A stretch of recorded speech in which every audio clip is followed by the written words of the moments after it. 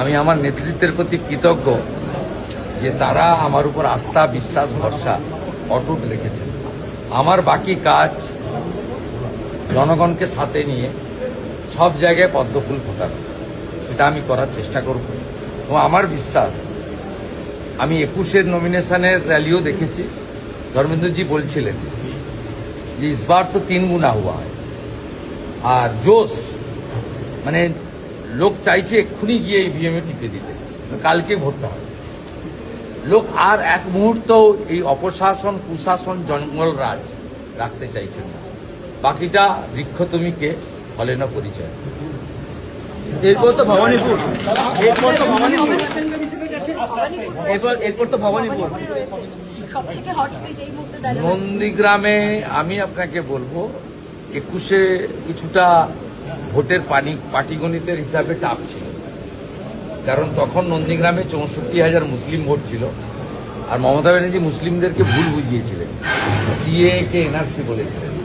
আজকে মুসলিমরা বুঝে গেছে যে মোদিজি আছেন, সুশাসন, সুরক্ষা তারা পাবেন। অতএব আজকে মুসলিমরা ওদের চক্করে পড়ছে না, আর হিন্দুরা আরো ঐক্যবদ্ধ হয়েছেন। তাই নন্দীগ্রাম এখন অনেক সহজ। আর ভোটের পাটিগণিতের হিসাবে এসআইআর এর পরে ভবানীপুর তো বিজেপির আবার হয়ে গেছে।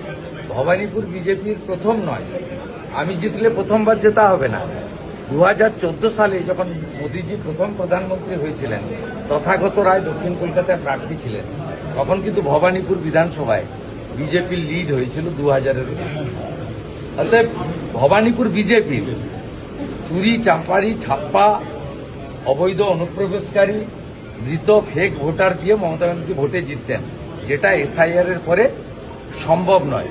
আর মোদিজি ওখানে আমাকে দাঁড় করিয়েছেন, নীতিন নবীনজি দাঁড় করিয়েছেন গুন্ডামি রোখার জন্য। 23 তারিখ পর্যন্ত নন্দীগ্রামে থাকবো, রাজ্যেও থাকবো।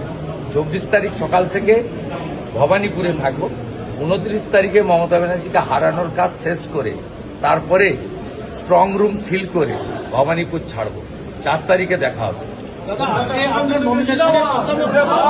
আজকে নমিনেশনের প্রস্তাবকর্তা ছিলেন শহীদ পরিবারের সদস্য, এবং শহীদ পরিবারের অনেকেই এখানে উপস্থিত ছিলেন। দেখুন, আমার প্রস্তাবক হিসেবে আমাদের নিশিবাবু সহধর্মিনী দিদি এটা নিয়ে 5 বার হলেন, 9, 14, 16, 21, 26। শুধু তাই নয়, আমরা ভগবান বলে মানি যারা তফসিলি জাতি। আমার নমিনেশনের সেটে প্রত্যেকবার একজন তফসিলি জাতি থাকে। এবারেও আমাদের নন্দীগ্রাম 1-এর কৃষি কর্মাধ্যক্ষ সাহেব দাস আছে। ও আমি কৃতজ্ঞ শিডিউল কাস্টদের কাছে। 2021-এ আমি নরেন্দ্রজি জানেন আমি জিততে পারতাম না।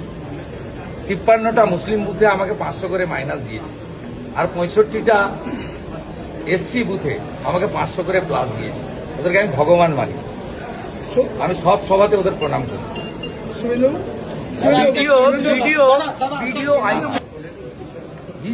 বিজেপির মানেই পশ্চিমবাংলার রিপোর্টাররা জানে না। BJP at the end of the day we all are BJP, we all are Indian.